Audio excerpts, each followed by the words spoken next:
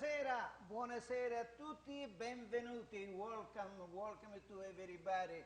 We have some different today, a different show. I don't expect I do this type of show because I never thought. But my friend is here with me, my friend Tony Volpe. Everybody knows Tony Volpe. He belonged to Sunset, Italy. He was director of Boy Scouts. And because of the Boy Scouts, he have something interesting to tell us today. He was bringing these kids around Easton, and what he told me a long story, 2 hours, but the show is half hour, so we have to stop him because he talked for 2 hours and tell me about the Indian in Easton and the surround town. And I thought it was really interesting, really good interesting. It's really, because he have a lot of stuff here. He brought something. I'll let Tony explain that. Tony, thank you. Welcome. Thank you, Andrea. Benvenuto. All right, you talk about it. Because tell the story, you tell me. But not 2 hours. No, only 30 minutes. Okay. As a scout leader, I went camping practically every month with the Boy Scouts. And a lot of times we've been told the way to go to find Indians had that belonged to the Indians that lived there, here in Easton. So I've got some of the stuff, and now I decided to make a show by having help from more people that helped me out to make this project go. So now, talking about Indians. Indians had a bad luck on the beginning here.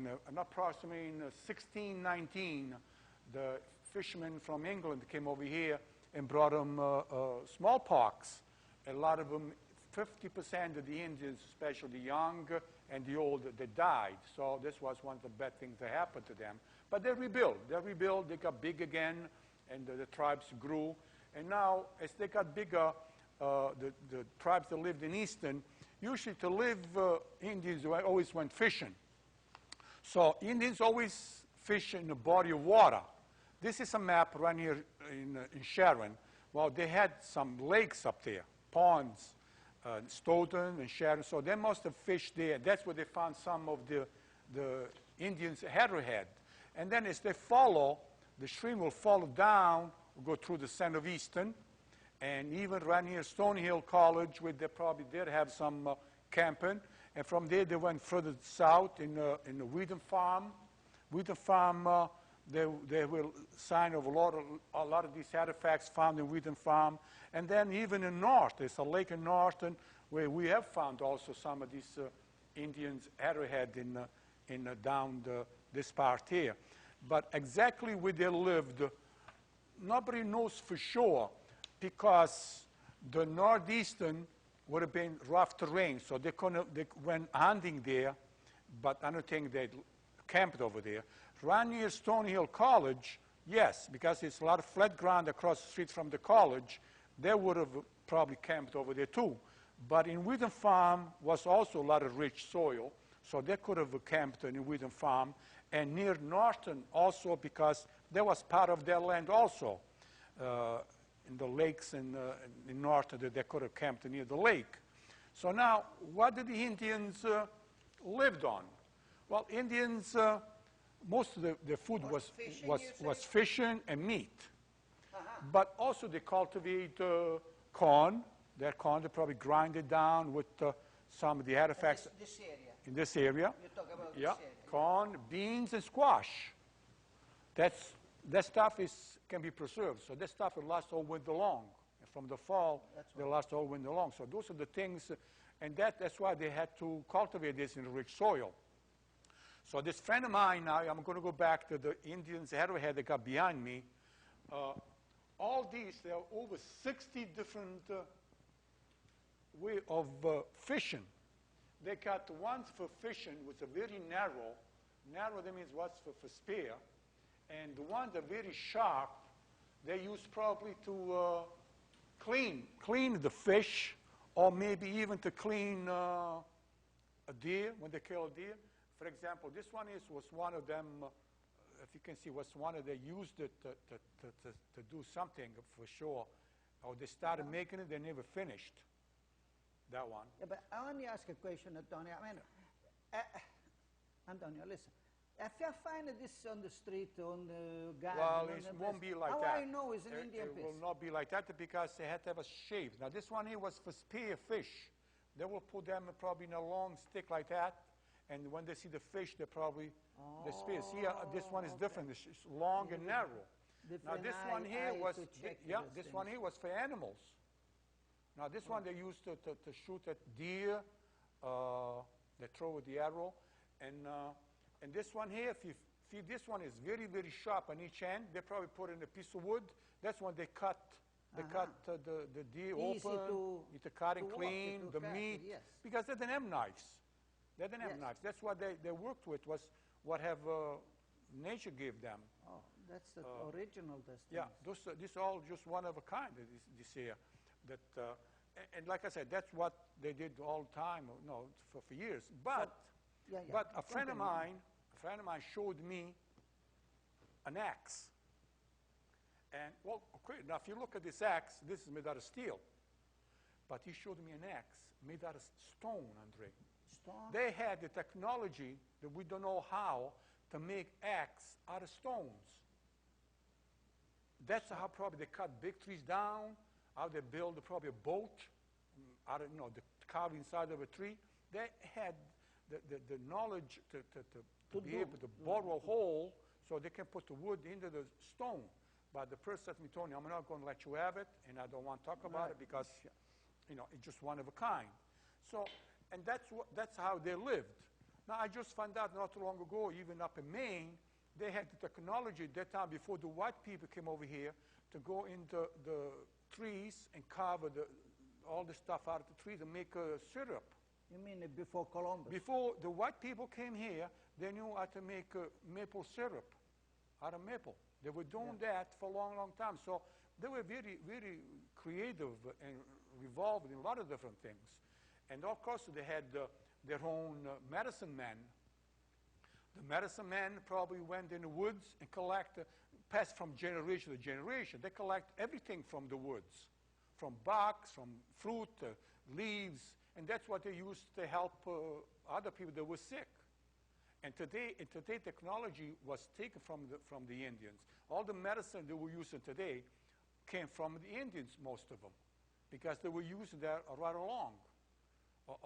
So many different types of things that were grown in the forest. So, I mean, it was just unbelievable, the things that they could do. And so now, also, they had a system. They had a system when, like now, a group, if I'm going to go to beyond me again, we have a cave. There's a cave over here. This cave is inside Stony Hill College. Over here? Yes, this cave inside Stony Hill College. That's where all the tribe used to meet. They met in this cave to decide who knows what to do, the tribe around here, 4 or 5 of them, to discuss probably going to war against the French, which they did that. These tribes around here, with the help of the English, they fought 2 wars against the French. Of course, they must have got things rewarded afterwards. So the war was in 1675. 1675, they got together, they met at this cave. So this place here, this cave, is here? It's right here, right now. I took a picture of this only about a week ago. And that's what they called that King Philip's cave, but I found out King Philip was only one of the leaders. All the other leaders they respect him, his decision. And that's where they met and decide with the English to help them to fight the French. And this other rock, there's another rock right here that's even higher than a cave. And according to people that talked about it, that rock used to be a place where they did smoke signals to Blue Hill. So in this community, Stony Hill College too? yes. Wow, I've been there a million times. I never noticed, nobody told me. Unless you know the spot, you will know. First time you I hear will not know unless you know exactly where it is. But kids know because they already done a lot of damage. So now once the Indians got together and created a deal with the English, they had to sign some kind of contract. Now today we have a pen, we sign a contract. At that time they didn't. At that time this also is one of the original smoke pipe. It's made by Indians, and it also says which tribe does that. It's the red hawk. This came from red hawk, and this deer handler, and this also is a deer handler here, and they put all beads, and they put tobacco in there, light it up, and once you smoke this, you agreed to do what they said. Interesting. You show, Yeah, show this the, is the and that's got fur, a rabbit fur. It's all made out of deer. This all deer thing. Yeah. And this is bones in here. No, that is deer handler. Oh, This yeah. deer handler, yeah. Unusual. This is a deer handler, and this here also is a deer handler. Everything here is come from a deer.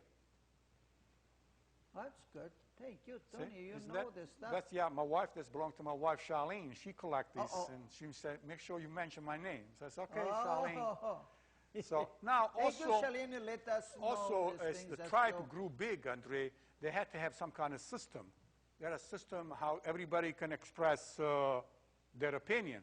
Now we raise our hands to talk. Over there they had what you call a talking stick. You cannot talk against the leader of the tribe until you have this in your hands. I mean, wait your turn. It's your turn. Yeah. So you have to wait until I pass this to you. Then Now I can talk? you can express your opinion to the chief of the Indians. All right. So that's the system that they had. Unbelievable. Huh? Andre? See, I don't know these things. And That's, this also fur from rabbits are probably they put around there. interesting, you know? Yeah, What do you think? Those things are one of a kind, Andre, that they did that. Now, also, if you go beyond me again, you can see, you see it right here too. You see these are hawk's feathers. Those are hawk's feathers. Every place they have, sometimes they put on their hair, over here we have hawk's feathers too. Hawks, they highly respected by the Indians, hawks and eagles. Show They that. respect. Show Yeah, that. well, the That's camera good. should pick up. That's different. I see all in movie. Yep. Once Indians see one of these on the ground, I was lucky to have to find a dead one. That's why I got so many of them. Otherwise, you're never going to find because they die in the woods. You're never going to see. But I was be able to see these and I put them in the frame just to look. So this is what they use to see when they have on the head? They put in the head, they put on the, around the chest, on the whatever. Yeah, They yeah, use yeah. it because they consider them a ego, a spirit that separates the other world and this world. So what they highly respect the hawks and eagles, that is a spiritual connection to the two worlds. And that's what they believe. I don't know. Yeah. And now what happens is now sometime what they do also in the fall, now in the fall they have a dance. And some they call it like a powwow, a dance. Now the dance could have been for three different reasons, the dance. One was to thank all the food, the abundance of food they collect for the year. So they will thank the spirit for all the harvest. They will dance. And then also then they have a shaman. A shaman is like a person that predicts the future. The shaman is supposed to be a very spiritual person. And the shaman will dance also. And the shaman, once he gets to dancing, he will tell what's going to happen for the next year. So there was a second dance. And then another dance was for ceremony. Now the young soldier will show all their skills dancing, and the girls will watch. And then the girl will dance, and the young warrior will watch. And that could be also considered almost like for ceremony. Marriage, you will pick the girl that you like, or the girl will pick you. So they have a lot of different ways how they did things. So you was simple. teaching these things to the kids when you was in We charge talked of about a the- lot of it, yeah. things I don't know as much as I know now. At that time, it was very simple. And we tried to find some campsites, but we never had any luck. But I remember about 10, 20 years ago, 495 was stopped because they ran out of money. Then when they extended 495 to go further south, they came to, I don't know for sure if it was a campsite or a burial site. 495 was held for months because they found either was a campsite, they went, they took everything out of there. It could have been some of these Indians now, the Wampanoags Indian, they lived in Easton. They could have lived down there too. And they could have a burial site, I don't know. So, but eventually, I never got to find out for sure. I could have, but I didn't have enough time. And as they moved along, the Indians at some point, they sold the land. In 1668, they sold the land. 1668, they sold. You found this date when they sold this 1668, they signed a deal with the white man, and they sold Mansfield. Mansfield belonged to the Indians who were in Easton. Yeah. And Norton. So Mansfield, North, and Easton was sold to the white man. But they made a deal.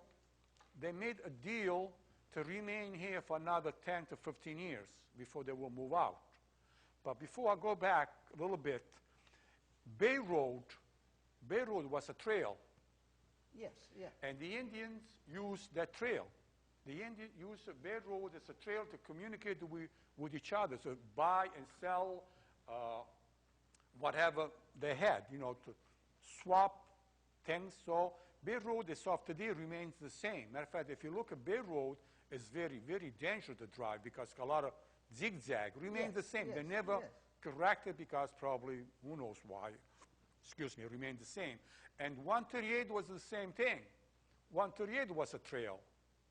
But 138 became more commercialized, and so the road became, from here to Boston. they got bigger, wider, straight, whatever. They had dips. As you can see in Stony Hill College, you see the walls that went down and come back up because they follow the road. And then once they correct, you can see, even now you can see the side where probably went up and down, and they correct. Probably water will build up, so they probably went straight across, put pipes underneath. But you can still see the sign of the old road on 138. It's interesting, so you know. This is very interesting. So then what happened is in 1675, that's when they made a deal with the English to fight the French. After they sold the land, they were still living here, and they agreed to help the English to fight the French, which they won the fight. Then again, sometime in the 70s, 60s, again, was the French attacked the English again. So again, they has the Indians, they helped them. But there were some Indians that stayed with the French side too. So the Indians fought against each other. Because some were with the French, some were with the English. Because they were close to Canada. They were close to Canada, and the French could have promised them something. And the English also the Indians over here promised something. So but you know who won, because we all speak English now. We have because I'm pretty sure the English were better. But those are all the things that happened through all these years with the Indians. And so now, so Easton, Stoughton. Not Stoughton. No Stoughton? No, not Stoughton. Stoughton probably could have been another tribe. Another tribe? Sharon could have been another tribe. Brockton, there were other tribes in Brockton. Those Bridgewater, eventually, little by little, all of them sold it to the white people, because there's a place in, I think it was in, not too far from Brockton, where there's a stone where they made a deal with the white, and they sold them a lot of land. Bridgewater, I think it was. They sold a lot of land to the white people. Yeah. In Brockton, the same thing. But now, once they sold this, some went down to Narragansett, and some went to Mashpee, where they still exist today, the tribes. Yeah, the Mashpee. Yeah, I hear about that. So some of them, they went different directions. Now, I want to go to another subject that I talked about years ago with you, and I never had an answer. And the subject is about this lava rock. This lava rock that I don't know how old it was at that time, because I know what came from the bottom of the ocean, but how old it was, I don't know. So I found out 6 months ago when I was watching Discovery Channel. Yep. Discovery Channel told us that Italy did not exist. Italy did not exist. So as Africa came up 100 million years ago, Wow. Africa came up and picked up everything from the bottom of the ocean and picked up all these. This is very heavy, Andrea, if you're going to pick it up. Picked up all this lava. It's heavy. It's so heavy. Yeah. Picked up all this lava, and they were already turned, like a ball. It picked them up and pushed on top of the mountains. And Africa created the Alps and the Apennine. I don't know how many million years it took to reach there, how many more years it went back. But it left us Italy. That's why I found this on top of the mountains. This here. You brought that from Italy? I brought this from my village, and they charged me extra because they're heavy. Oh. So not only I brought that back, this is oyster too. This how big the oyster is. Look at this oyster. Oyster is another very old. You found that in Abruzzo, the top of the region mountain you come from? Abruzzo came this year. Yeah. Just imagine how big had to be the oyster in there, because nobody ever touched them for millions of years. Wow. Huh? Look how big the oyster is there. Unbelievable. Huh? There is, yeah. So this, like I said, this all That's an about oyster? 100 million years old. And this is coral, the same thing. Now this is much lighter. This is created by fish. Fish create coral. But this also was on top of the mountains. So that means when Africa came up, brought everything up on top of the mountains. This is lighter. This is not as heavy as that. This is pretty good. Yeah, isn't it? Yeah. But that is fish create coral. And this is, you talk about 100,000 years old, at least 100,000 years old. If this were created on the bottom of the ocean before, there could be another 50 million years more these were formed. And this here is the same thing. These are smaller ones, see? These are small lava rock. It creates them all different sizes. They could have been as big as like this, and as smaller like this. When the current split everything up, they're not going to say, well, we're going to make them all the same. This is unbelievable. They're all the same. Actually, my son cut one open, and when he cut it open, it's nothing but solid rock. And customers give us trouble, too, through customers. Oh, at Rome and in Boston. Because if you put them in a suitcase, it's okay. They don't care.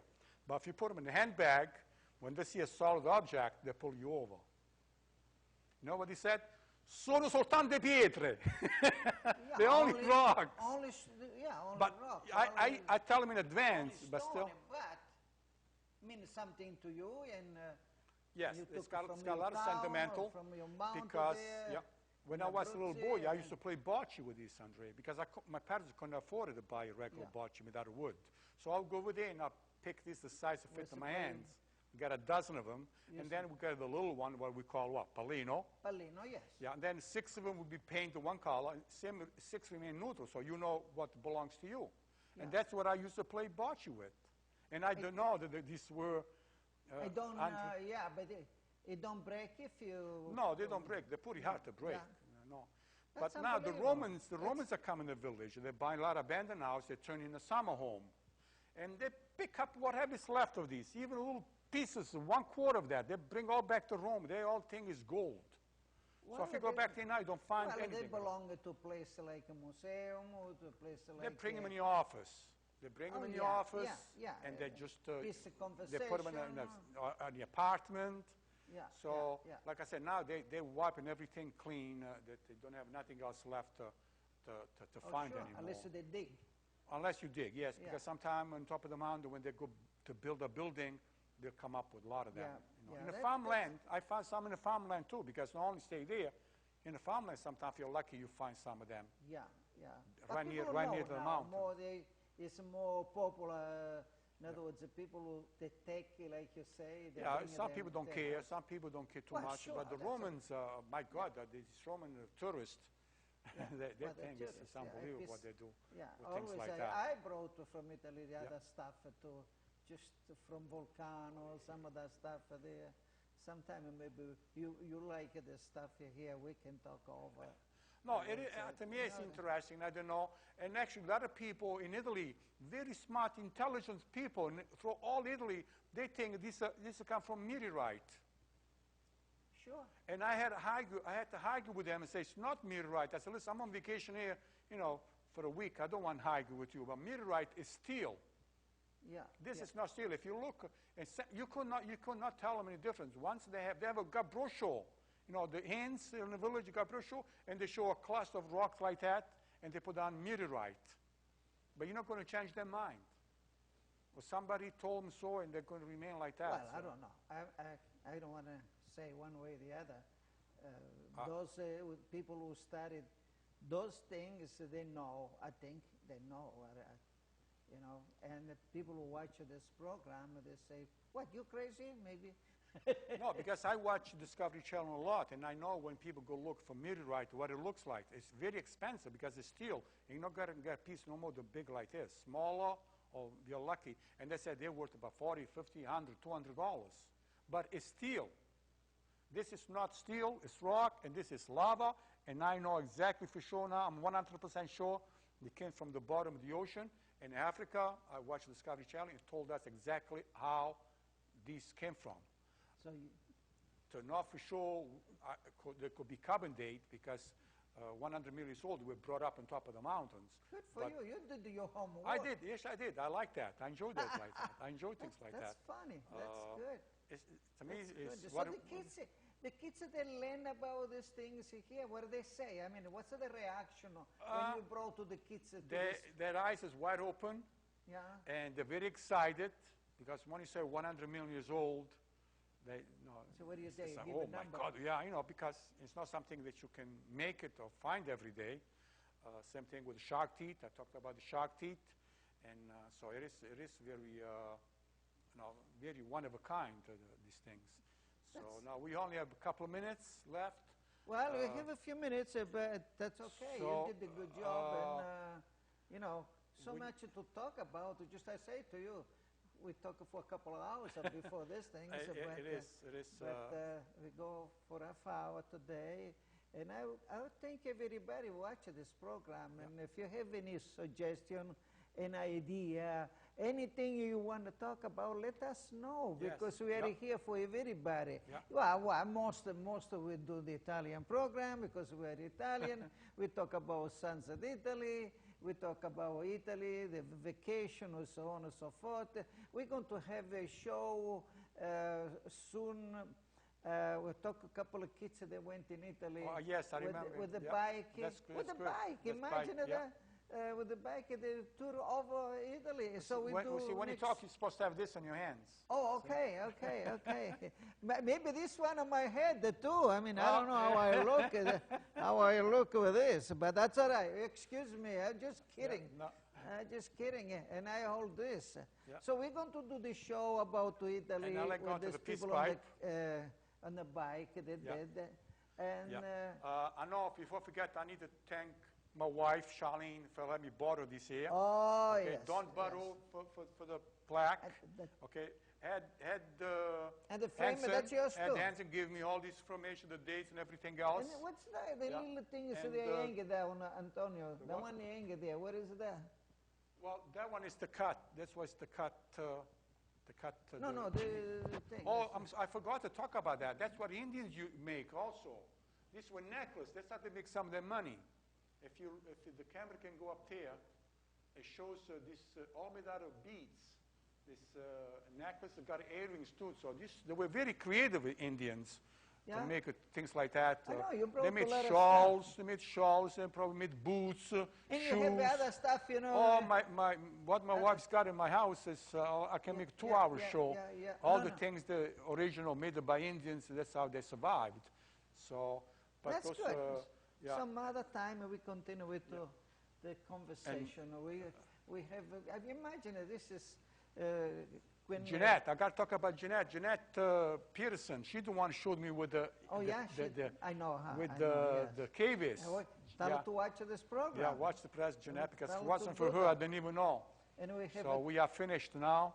Yeah, tell us I know finished. We're finished. We Thank say you. Thank you. Thank you very much, Antonio. Yeah. Thank you. Thank you. And thank you for watching.